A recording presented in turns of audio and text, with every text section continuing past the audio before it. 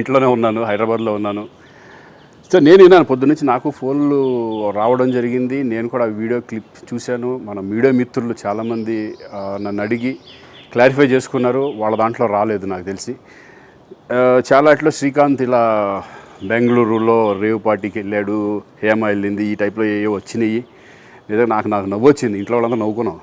ఇదేంటిది, మొన్న ఏమో విడాకులు ఇచ్చి పిచ్చేశారు నా భార్యతో, ఈరోజేమో రేవ్ పార్టీలకి వెళ్ళాడు అని వచ్చేసినాయి.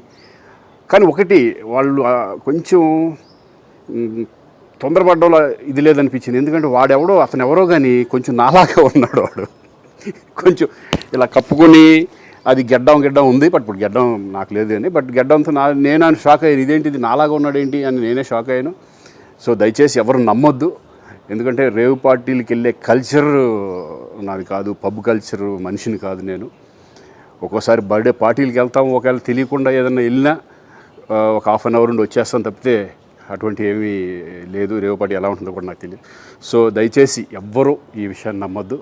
హ్యాపీగా నేను హైదరాబాద్లో ఉన్నాను, మా ఇంట్లోనే. ఇప్పుడు మా ఇంట్లో నుంచే నేను ఇది చేస్తున్నాను. సో దయచేసి మీడియా మిత్రులందరికీ కూడా నేను చెప్పేది ఏంటంటే, ఏ విషయం కరెక్ట్గా తెలుసుకోకుండా మీరు కూడా థంబ్నైల్స్ పెట్టేసేసి, నా బొమ్మ వేసేసి రేవ్ పార్టీలో పట్టుబడ్డ శ్రీకాంత్ ఈ టైప్లో వేస్తున్నారు. కాబట్టి దయచేసి ఎవరు నమ్మొద్దు. అది అతను అలాగా ఉన్నాడు అనే ఒక విషయంలో మీరు పొరపాటు పడి ఉంటారని నేను అనుకుంటున్నాను. దయచేసి అది నేను కాదు.